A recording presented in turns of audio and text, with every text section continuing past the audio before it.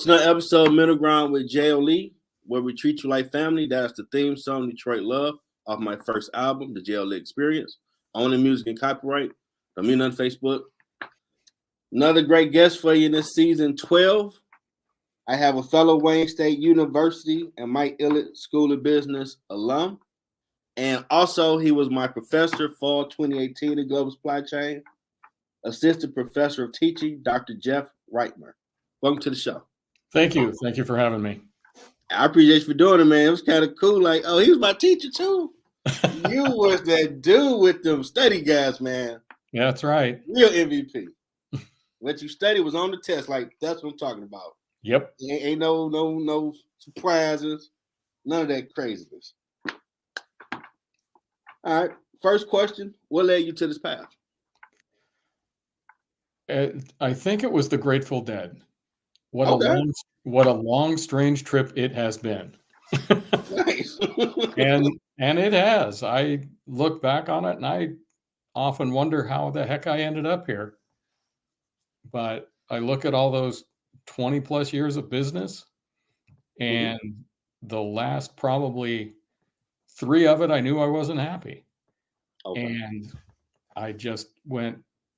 One of my professors that I got my master's at Lawrence Tech said, "You're really good at speaking. You're really good at teaching. You should do this." I started teaching adjunct for Lawrence Tech. She convinced me to get my doctorate, and it just started growing from there. And I can't thank her enough. Dr. Jackie Stavros, she's something. That's awesome. Yeah. Now, how'd you make your way to Wayne State? One of the former professors there, who was in the doctorate program at Lawrence Tech, got a job at Michigan State in their supply chain. So he called me. I was up at Central Michigan, and Mike, and he said, "Would you think about coming down to Wayne State?" I'm like, well, let's see. I got a 2.5-hour commute to Mount Pleasant.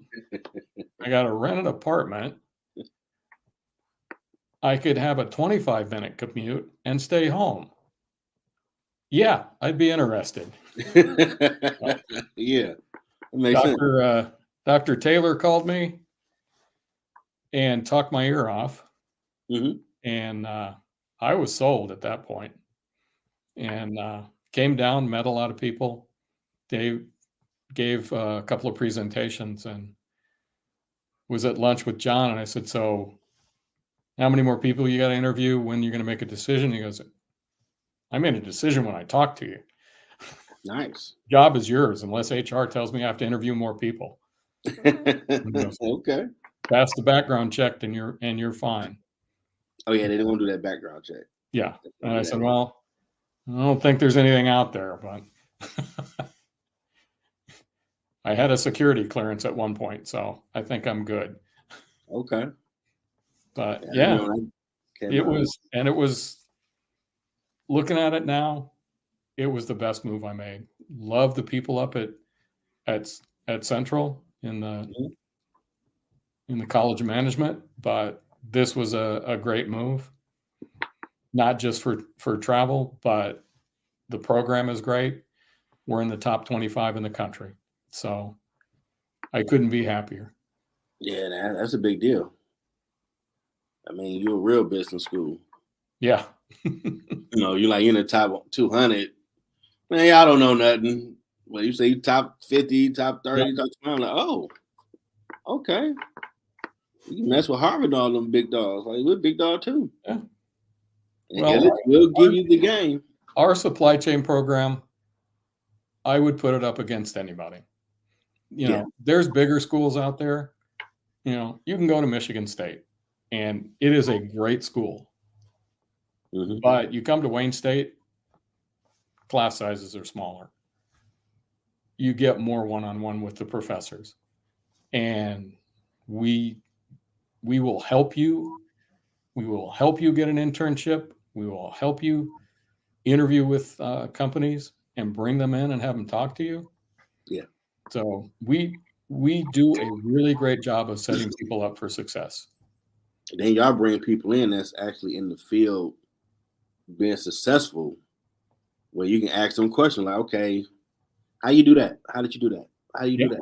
And they will not get tired of you. Because I know every time they did it, the Campbell dude coming up here, I didn't know how you got that money. Yeah. I got questions. Oh, how you put a culture? How you do this? How you do that? How you do that? Yeah. We have our advisory board. A lot of great people on that. They help us guide the program. They tell us when we need to change things. Okay. And they are really supportive of the students. And I mean, you had me in class. You know me. Man, you the truth. I will help you. I will do everything I can to see that you succeed. Now, I expect you to do your part in that, but I will help you get that next step. I will, I'll do anything to help you along that path. I used to tell people, if you fail this man class, you a slacker. What'd you say that for, Jeff? Dude, a lot of teachers don't give you a study guide, and the test is the study guide. They put a flim-flam on you. Or something that you didn't study. Everything he told you is word and everything line up. Yeah. You fail, you're a slacker. Yeah. Anyway. Well, it's, I could do stuff like that, but it's too much work. Man, I had a teacher do that. Man, 1,500.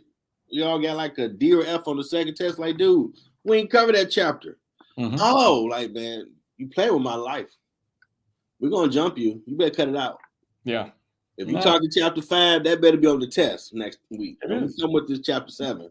Now, we ain't talked about it. I always tell you, you got to open the book, though. Yeah.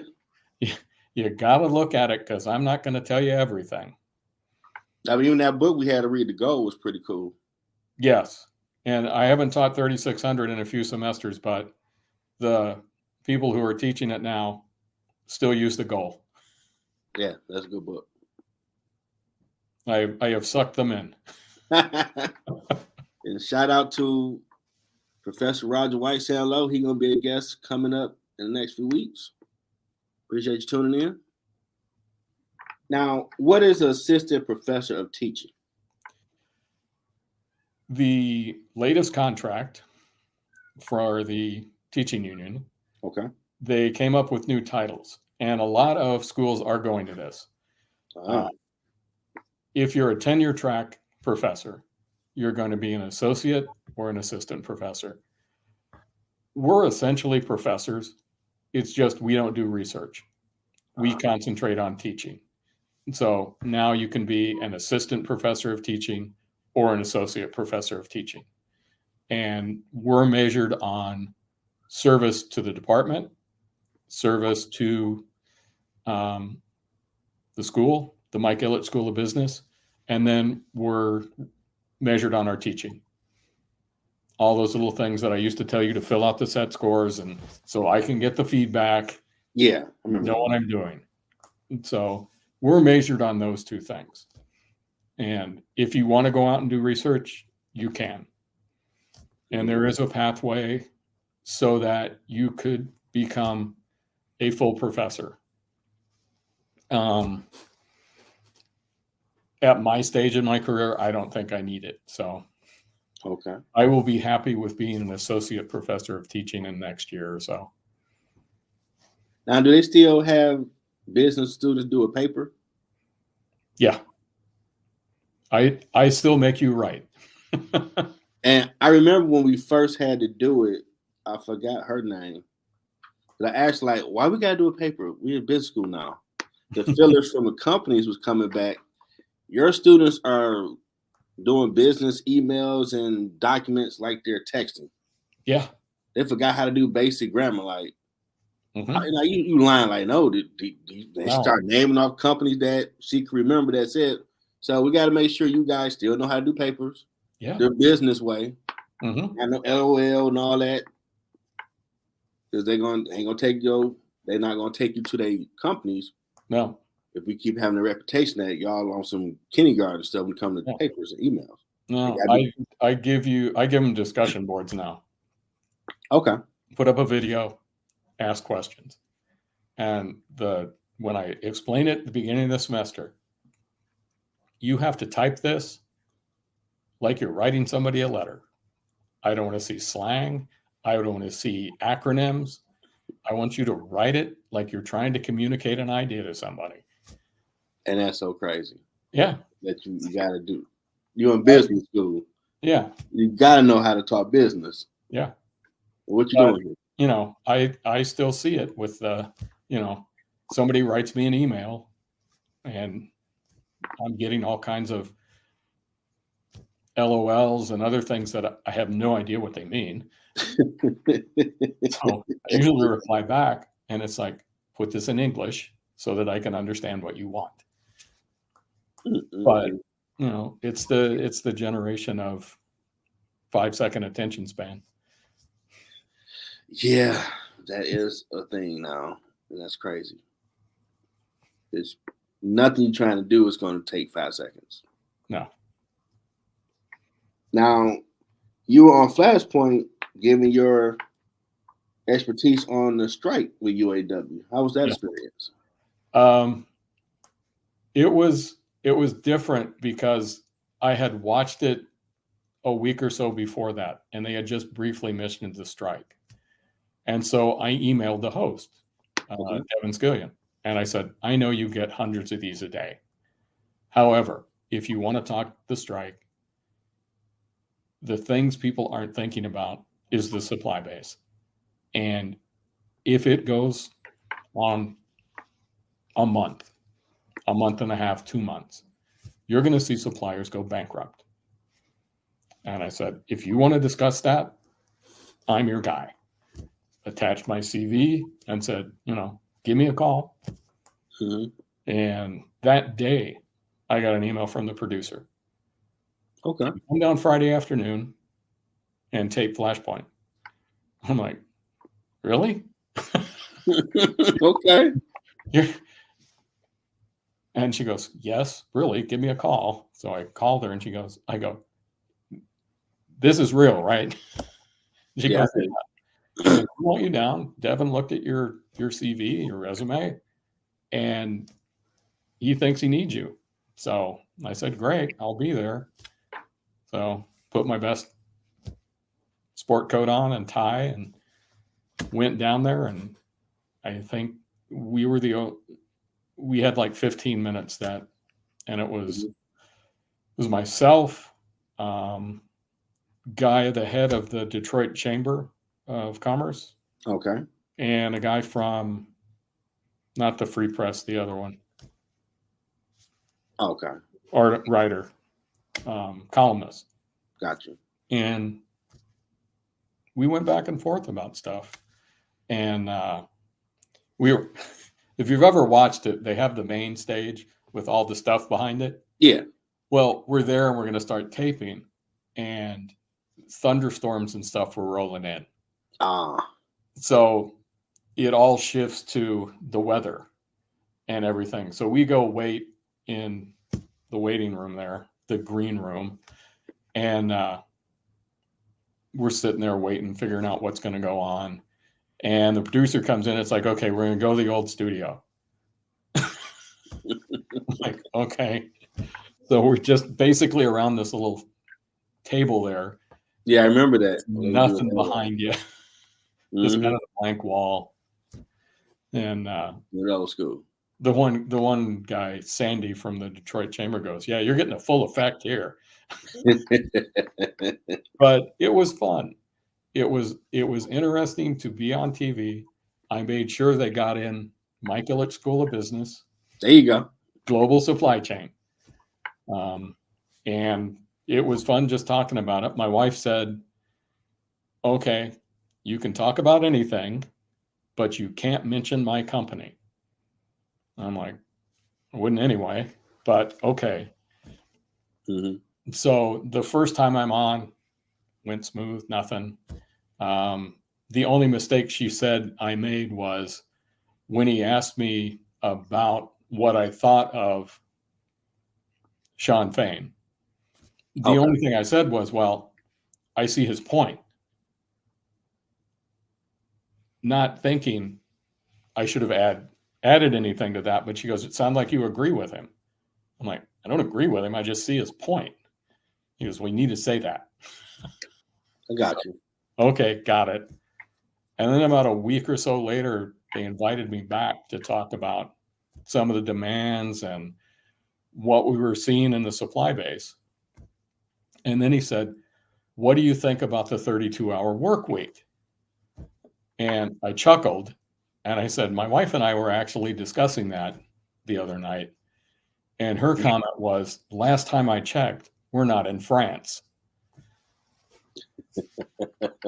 And the whole studio cracked up, even him. So they had to stop, and then they had to reshoot it. And they're restarting. He goes, okay. Everybody knows what's coming.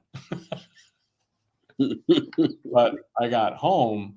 It plays on Sunday. Mhm. And I didn't watch it live or anything. Gotcha. But apparently everybody my wife works with watched it. And she got so much crap. Wow. About just teasing her about the comment. She came home that Monday night and it's like, okay, now you can't mention me. It was funny because she worked for a German company. So, Oh man. Yeah, that's something people are thinking about supply chain with that strike at the time. It was, you've had a few suppliers declare bankruptcy after that. The one out in Auburn Hills, it was a seating supplier for somebody. Okay. They declared bankruptcy, but they had been in trouble before the strike. GM and Stellantis had bailed them out for a while. So they were having problems anyway. That just kind of put them over the edge. And then there's been a couple of smaller suppliers that have declared. But with them, the margins are so thin. If you're making 1%, you're doing good. And then you have some hiccups and you can't recover from it. And most of those tier 2 and tier 3s are small. They may be family owned and they can't survive. So that was kind of the fallout of that. Yeah, it's a lot of people to make whichever part that are smaller companies that go within that chain. Yeah. Get that tit on to put on that vehicle. And you start striking a lot, that ripple effect ain't no joke. Yeah. Oh yeah. So it is going to be interesting to see how this whole thing shakes out toward with him trying to organize Toyota and all of them. So okay. Now, what's your opinion on the global supply chain for the country right now? There are still some, I don't know how to describe it. There's some hiccups out there. There's some stuff going on that a lot of people don't think about. The Panama Canal, they expanded, which is great because bigger ships can go through. The problem is there's a drought. And so they have that artificial lake down there they use to raise and lower the ships going through. Now they have to limit how many ships can go through and the weight and draft of the ship because they're running out of water. Where we get artificial water from? It's an artificial lake. So they just pump water in there. Okay. But because of the drought down there, they don't have enough water. So you have that. You then have all the turmoil over in the Middle East. Yeah. So now ships are being rerouted around the Red Sea. So they're not going through the Suez Canal. And they're taking the long way around South Africa, which I think is the Cape of Good Hope, something like that. But That's then adding costs. Then you say, okay, we'll go into Long Beach and LA, which they're better prepared for it than they were the last time during the pandemic. But you have these little things that start adding up. The chip shortage for the auto industry is kind of under control now. Okay, I remember that. But then you start looking at where we get all of these, and the main supplier is Taiwan. So you have all the turmoil in that part of the world. So you've got companies now investing in chip manufacturing here in the States. Did Governor Whitmer do something about us building stuff here? Yeah, the government has poured a lot of money into it. It's just going to take time. Okay. To get a plant built and up and running is around 5 to 6 years. Oh, wow. Just to get everything there, you get people trained, you're looking at a 5-year timeline. I know that. Yeah. Yeah, because we don't really, since we outsource everything, we don't really have industries here that we make it all here. It is, the pandemic has changed some of that. One of the things that's happened that has driven companies to essentially map their entire supply chain, so they know who every supplier is and where they're located. It is not an easy thing to do, but in order to identify all the risk you've got out there, companies are having to do it because they know where the tier ones are. Mm-hmm. That's easy. But they depend on the tier ones to start managing those lower levels. And they lose sight of that. So now they have to go in and they have to start figuring out where all these places are. Yeah, that's a lot to keep track of. Yeah.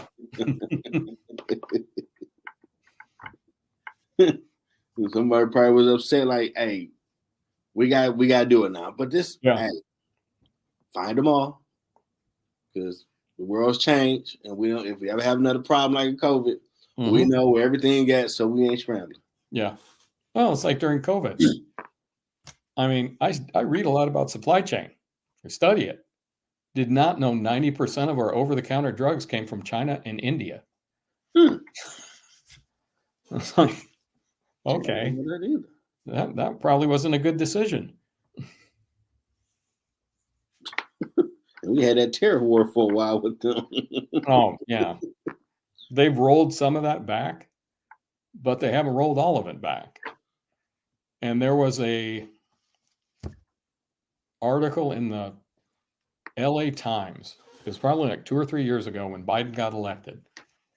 And inflation was just starting to kind of creep up. Mm-hmm. And they estimated that if you rolled the tariffs back, there would be a 5% immediate reduction in inflation, which 5% is not huge. However, it would probably spill over into other things. Now, Professor Roger White has a question. Is cyber risk involved in the risk factors? Definitely. It is. Companies are looking more and more at that and realizing the problems. I mean, I have gotten 2 or 3 letters over the last 2 weeks from companies that handle medical data for Beaumont and a couple of the other ones that they had a security breach. Ooh.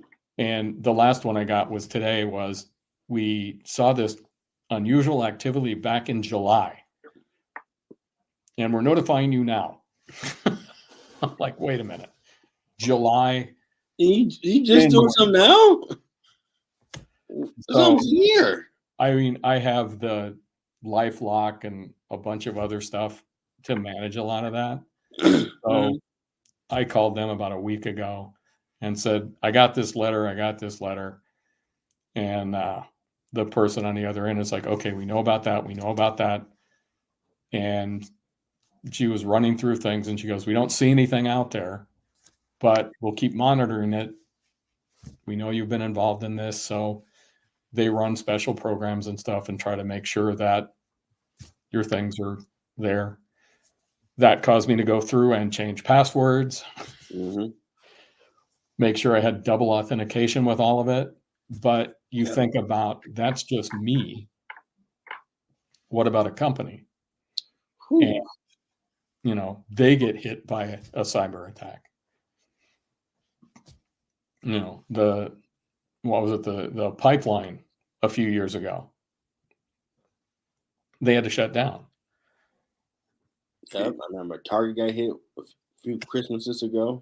Yeah. So it's one of these things that it's a never-ending battle.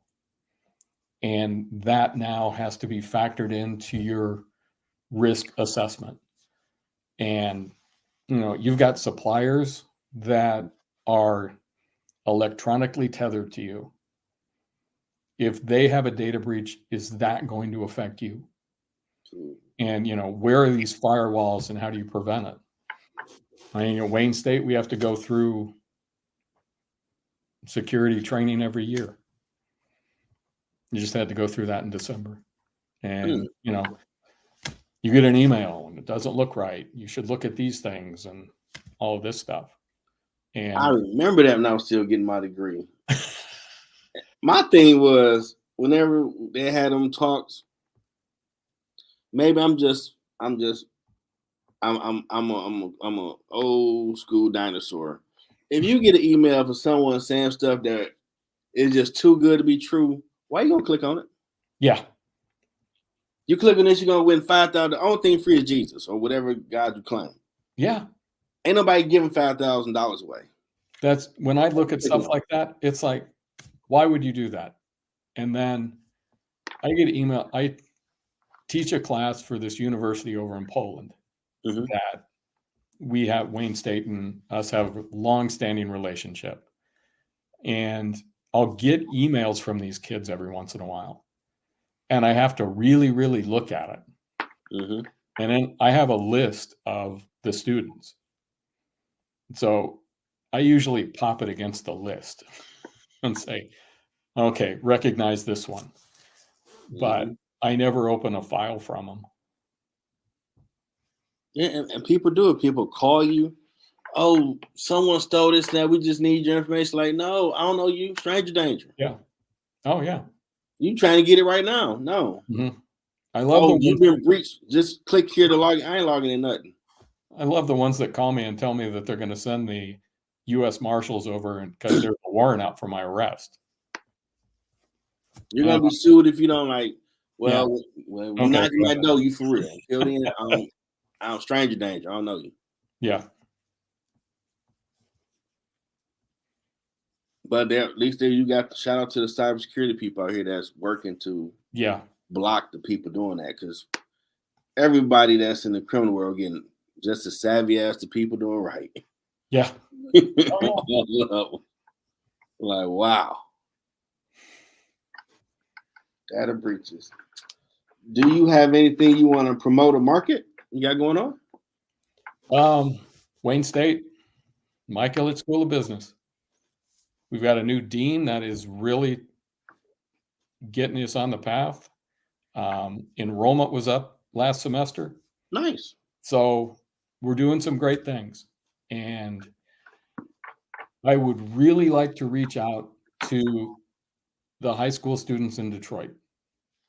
You may not think you can go to college, but you can. And there are programs and there are scholarships and there are all kinds of stuff that we can do to help you. And just give us a chance. And that really goes for all the high school students out there. You know, we're a great university, even if you don't want to come and schedule and study business. There's a great bunch of colleges down there and departments in that university on the main campus that will get you on a path, will help you succeed, no matter what you want to do. And we're more than happy to talk to you down at the business school. Academic advising, student services. They'll talk to you. They'll show you the place. And I can't encourage people enough to try, even if they don't think they can do it. We will help you to get through. And you can testify to that. Oh, hey, that career service. Shout out to, I believe, Kimberly Switzer. We did the interviews to get me prepared. It came in through the clutch when I did get the job. SPM.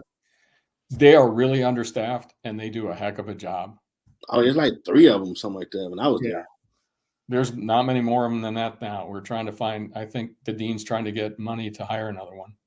But they're awesome. So I didn't know what a big interview was. Like, going there, you got to know that star system, like, who? Yeah. Like, okay, the world will change. I figure out. And we did like about 5 or 6 of them till I was on point. Like, we just had GM in last week doing mock interviews. So nice. we will try everything we can to make you a success. And that's why I got into it. That's why I started teaching. And you have to put up with the BS, and there's times that you wonder why the heck you do it. Well, and then I get an email from somebody who was a student 2 or 3 years ago telling me, I was in a meeting today. We were talking about this. I remembered when you talked about it in class. I was able to add to the conversation, and you made me look so good at that point. And I'm like, okay, that's why I do it. Get Absolutely. 1 or 2 of those a year, and it makes my day every time. I mean, every day I'm at work, all of you guys at Ilitch that taught me. I didn't think I remember a lot of that stuff. I be in there working like, okay, you in Leadership Road. Oh, wow, they just said it. Huh. Yeah. You actually, all that stuff is up there they taught you. Mm-hmm. Nice. Every day I use it. Yeah. I remember all that stuff. Real. Ilitch will teach you the game. Yep. Oh, we will. And they put you on the team for the marketing, man. You're doing a great job marketing Warrior Strong up in here, baby. Hey, I tell you, you will see billboards now around with Wayne State and Ilitch. I need some more gear. Media presence. The Global Supply Chain Department has an Instagram page. We have a Facebook account. We are on LinkedIn. We are on Twitter. Well, X. Yeah. Excuse me, Elon, X. Mm-hmm. But we try to get our name out there. And we've got a new marketing person, and she is really doing a lot of neat things. Yeah, I need to interview the dean of Mike Ilitch. I need to get her on here. Yeah, I'm sure. You know what? You get in touch with Virginia, she probably will do it. Her name Virginia what? Is she on LinkedIn? Virginia Kleist. How you spell the last name? Kliest. Okay. I thought I was crazy. Like, that sounded like, but I was right. Okay. Yeah. I'm reach out to her. Have you met the new president of the university? Trying to get her on the show too. Briefly. We were having an event. She'd be out there in the Wayne State streets, and I'm seeing her page. Oh, yeah. We were out at an event, the Spring Bash or something. It's down on the main campus. Okay. Where all the schools and the organizations get together and kids can walk through and everything. And she was walking through. And I was down there. Gary from the management department was down there. Okay. Oh, and Christine from the department chair for management. We're all down there just going nuts as we usually do. Grabbing kids, talking to them, handing out stuff. And she walked by and she stopped and talked to us for about 10 minutes because she just loved our enthusiasm and could not believe we were down there on a Sunday. I'm like, hey, this is what we do. Yeah. We go out and we talk to the students and we want to see them. And I think we had 2 or 3 that took cards and stuff and registered. So you go. Ilitch is a family vibe when I'd be on the third floor getting my nap in. So I've been at work 5 or 6 in the morning before class started at 6 that night. And people I may have before a teacher like, Jeff, what time class start? Mm-hmm. I got another hour. I set my alarm. All right, don't be late. Like, I won't. It's right down the hall. I need to get this nap in so I can pay attention. Yep. So I gotta get this piece of paper, man. I need options. Mm-hmm. I'm mad at cleaning because they pay for college, but I need options. Yep. And man, the stuff you learn, it really open your mind up to see the big picture. That's why I have you write in a reflective learning paper at the end of the semester to reflect back on what we've talked about. Did you learn anything? Did we talk about something that you had never thought of before and it changed your opinion on something because now you have the information? And that's one of the reasons I do that, is to have you reflect back and think about, man, we came all this way from this little discussion on operations, on supply chain, to where we've gotten now. Absolutely. And I didn't understand any of that before, and that everybody has a supply chain. Wow. Yeah.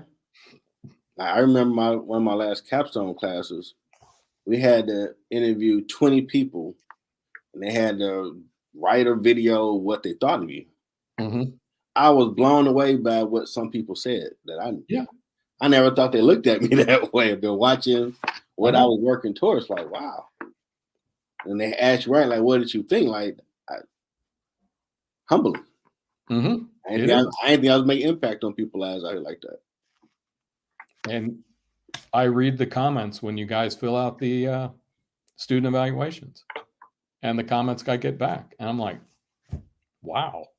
Oh yeah. I'm that big of an influence on somebody? Oh yeah, you the truth, man. I'm a role model? They didn't know I was a role model. That never occurred to me. That was spoken to me after I got my degree in the mail. And I posted on LinkedIn. Mm-hmm. I never knew what a LinkedIn was, so I had to make it up for the business class I had before. Yeah. And someone reached out, shout out to Chris Mattoon, Detroit author, like, you're a role model because you might inspire people to get on their path. Like, what? Yeah.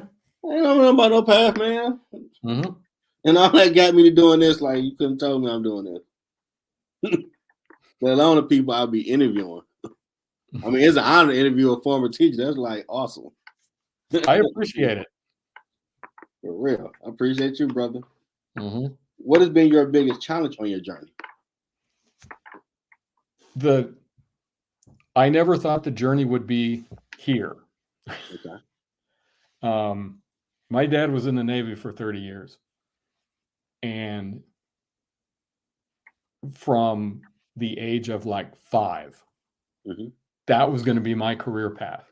Okay. I was going to go in the Navy, and I was going to make a career of it. 10 years old, I get diagnosed with diabetes. Dream goes away. And it took a while to find that path again. And when I got my degree from Arizona State, I went into business, and I thought, this is the path. I followed that path for 20 some years. And then I realized that this isn't all that cracks up to be. And somebody told me I was good at something. And I said, okay, let's try it. And that's led me to this point. And I couldn't be happier. I feel more fulfilled now than all the success I had those 20, 25 years in business. Just because of the people that I have encountered. The lives that I have touched and influenced. And I always joke that I do it for free. Okay, maybe not for free, but I do get a lot of satisfaction out of the people I come in contact, the students, the teachers, my colleagues, people in professional societies that I meet all the time. It just has, it's hard to describe. It's just, it has made me a better person just from all the people that I have influenced and that have influenced me. Yeah, it's different to find your purpose. Yeah. And, And watching you guys in class, watching you walk out, go into the business world and be successful. I don't know how many of the students I have who have gone on to win best and brightest 25 and under, and even best and brightest 30 and under. So I see you guys come through, and a lot of times I see you come back to get your master's, and I see you come back to interview students from where you're working now, and I just see that it gets paid forward. And people don't believe that. They don't just like, oh yeah, you say pay it forward. But it happens. it's real. It is real. I try to do it all the time. Mhm. People looked out for me. Yeah. I never take myself serious because some guests, man, the titles people have, like, they just titles. Yeah. Everybody started somewhere.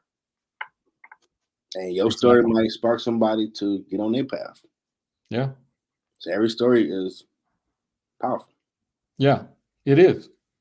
And I have had people in my life that have inspired me. I mentioned Dr. Jackie Stavros over at Lawrence Tech. If I had never met her, I probably would not be here now. I would be doing something else and probably be happy, but I don't think as happy as I am now.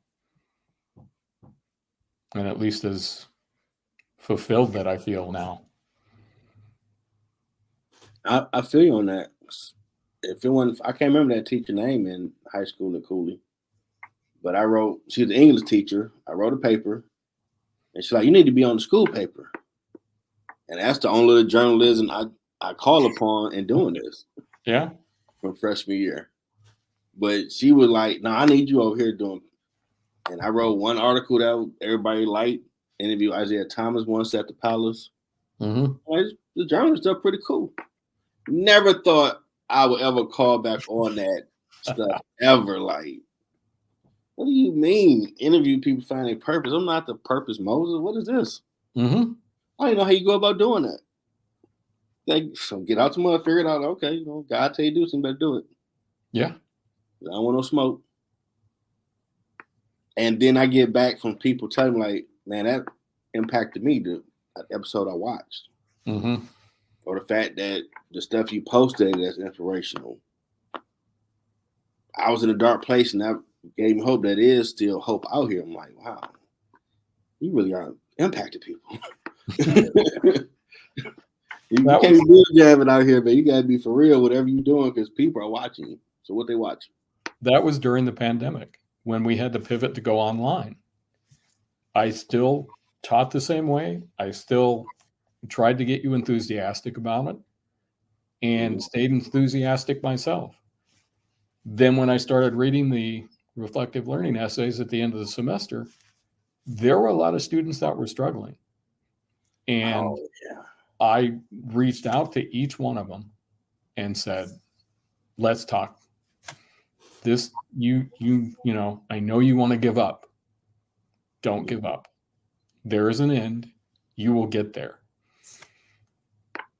And 2 or 3 of them called me later and said, thank you. I was going to quit. I was going to give up. You told me not to. I didn't. And now I have my degree. So sometimes it just takes a kind word, a little encouragement, and that sets people on the right path. Because our capstone teachers, they would do a wellness check before class. And I got to the point I could touch my degree. Mm-hmm. So when it got to me, Jeff, how you feeling? Like, man, I'm telling y'all right now, I don't care if the damn planet blow up. We getting our degree. Mm-hmm. You can touch it. It's right there. Yeah. Blow the planet up after we get our degree. Mm-hmm. And we see where we go from that point. But we too close. And like, you know what, you're right, Jeff. Like, dude, we can look at it. We at the end of the road at boys and men. Mm-hmm. I don't care what the hell going on in the planet. We gotta get that paper. Yeah. We too close. I ain't trying to do this again. Mm-hmm. I'm tired of all these projects. I know. And we start having more of a, man, let's get it. Let's finish this thing. Let's go hard. Let's finish strong. Yeah. A lot of people were like, man, people die this now. Like, I feel you. Mm-hmm. But we too close. Yeah. Yeah. And I never thought about it. Like, man, I get 18 classes. Oh my God. And that's what I told him. It's like, you are close. You cannot give up now. You ain't got no more classes left, Jeff. You got August. What? It's July. Oh my God. Yeah. I can, fingertips. Yeah, let's go. Yep. Let's go. It's there. You can reach it. You can see it. Yes. You got to get it. Best feeling, look on that since they got that progress board, 100% completed, like you finished it. Took you a long time. You dropped out, went back, but you're done. Yeah. And it sit on my mantle, like my world title. All the hard work. That boy right there. So if I start on, you did that, you can do anything, man. Mm-hmm. The Wayne State is an experience. Yes, it is. Especially back in the day when you get a hold on your record, like, what's this? Let me go find out. You shouldn't have a hold. Like, can you take it off, please, so I can register? Mm-hmm. Okay. They got better, way better from the 90s. Way better. They got better. Where it's more easier to be in and out with your enrollment. So these new people don't understand that struggle that way. You know, they start taking away math requirements. I'm hating for like 2 seconds right now. I'm like, wait, why I got to go through all that math and I ain't got to do it? Well, you got accounting and finance, Jeff. I don't care. Mm-hmm. They need some math classes too. It'll toughen you up. Yeah, well. I'm like, this is some garbage. They're gonna have a cakewalk to a degree. This ain't fair. Like, just stop being mad. Like, nope. 2 seconds. I need to be mad because I had to redo the 09-3 because it was years after I took it. Yeah. Like, what the world? But it helped. Yes, it does. So your path is your path. Now, in your words, what has been your impact in the community?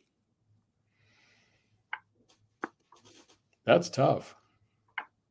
If it depends on how you define community. If we're talking community of Wayne State, I'd like to think I had a positive impact on a lot of people. And I hope that I've made a difference in somebody's life, a positive impact, and gave them a path that they can pursue, and showed them that there is a lot of ways to go through this world, and you can choose that path, and you can choose how you want to get there. Well, I definitely you've done that. Because I actually was locked into that book to go because I want to see how it ended. Oh, I know. You read that book? Like like, another yeah. book read. I started reading. I can't stop. Like, how does crap end? I gotta know. Yeah. I told you you'd get hooked and you couldn't put it down. Nope, I could not. And I'm like, well, if you're gonna have a company, you need to know I know supply chain. So ask, hey, this is in the news. What you think about that? Like, okay. So when you get your company up and running, keep in mind supply chain that can't falter. That's right. That's like your oil change. You can't have that problem. You got a big problem. They say, hey, supply chain stopping. Whoa. What you mean stop? I'm on my way. Yeah.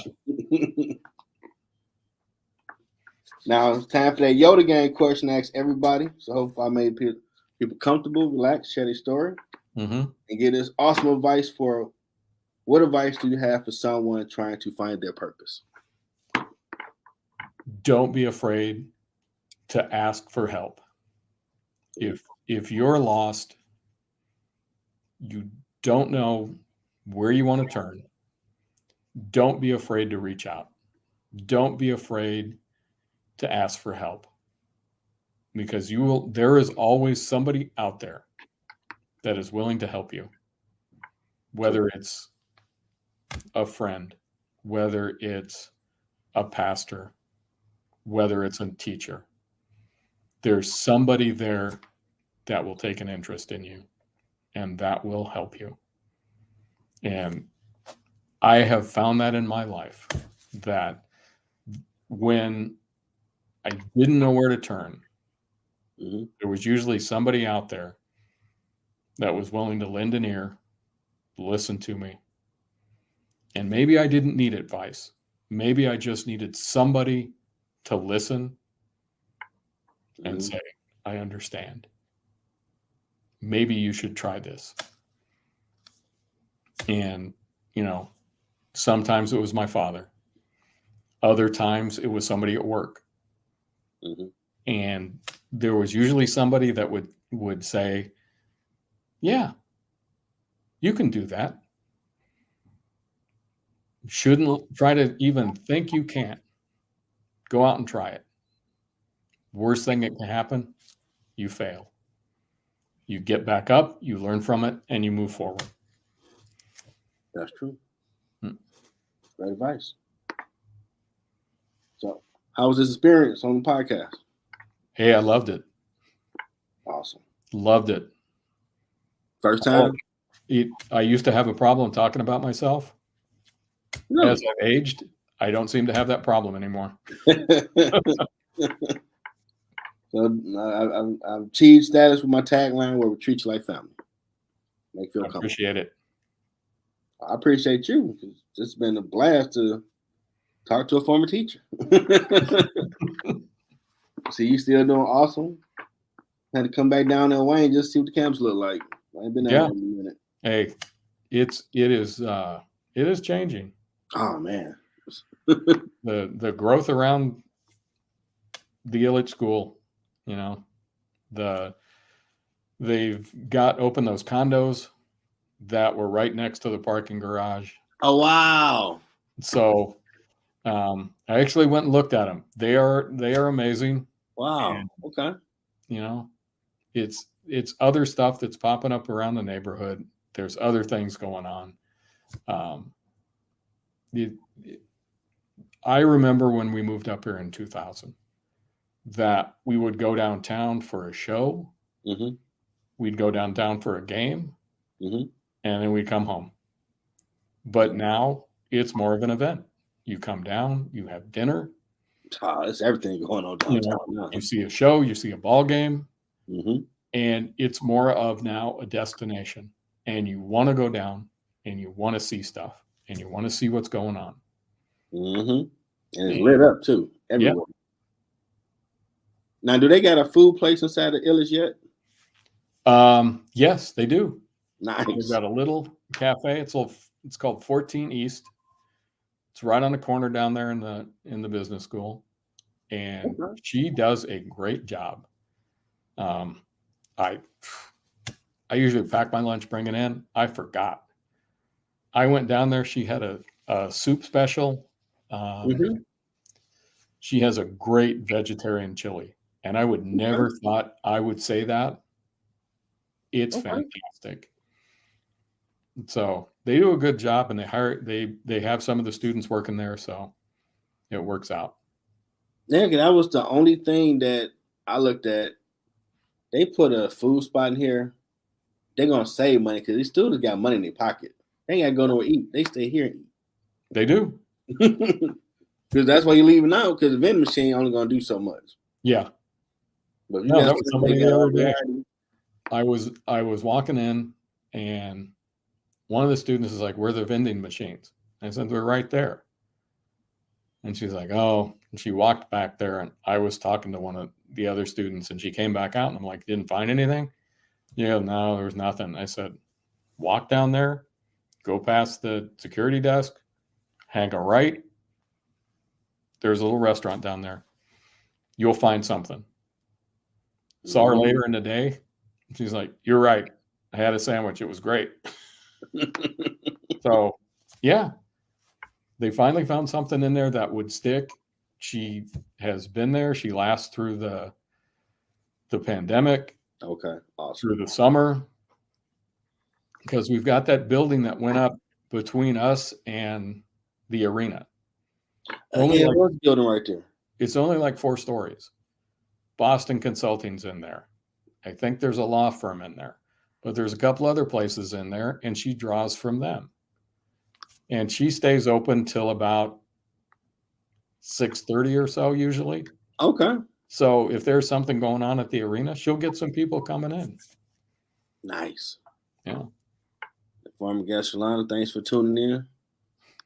Yeah, that was the only thing that was an issue. Like, they get that in here, they on point. Because you got everything else around you when it get warm, but you need some grub. Yeah. You got to go to class. I know if he's working there and you going to school, like, man, dang, let me grab something before I go down to Ilitch. Like, oh, I got food there now. Cool. Yeah. I can go in there. Ain't got to rush now. Just get down there. Keep it moving. Which is awesome. I definitely thank you for sharing your story. Help others find their purpose. And it's always great to talk to a fellow Wayne State alum. Yeah. It's always a great show. Not an alum, a professor. Yes, you're a professor. So, but I guess you could call me kind of an alum. Yeah, you factor as both. Mm-hmm. So I want to thank Wayne State University, Mike Ilitch School of Business, Assistant Professor of Teaching, and my former Global Supply Chain Professor, Dr. Jeff Rightmer, for sharing the story on this cold Saturday night in Michigan. Well, the Lions play tomorrow, though, baby. That's right. Still put it off. And they still going to be downtown. That's right. They are. God bless them. That's too cold. I can't do it. Wayne Community Engagement. What's this? You heard this? No, I haven't. Wayne State University Community Engagement. That's new. Yeah, it's cold everywhere. Yes, it is. So I hope you enjoy your night. Hope everybody else enjoy their night and be safe. Feel free to share the episode or rewatch it. Talk about it. Till next time, everybody. Oh, she said wrong college. Awesome. 313 Detroit's love, the Motor City. Detroit's love, can't nothing stop me. Detroit's love, I love my city. Detroit's love, that 313. Detroit raised me. Detroit.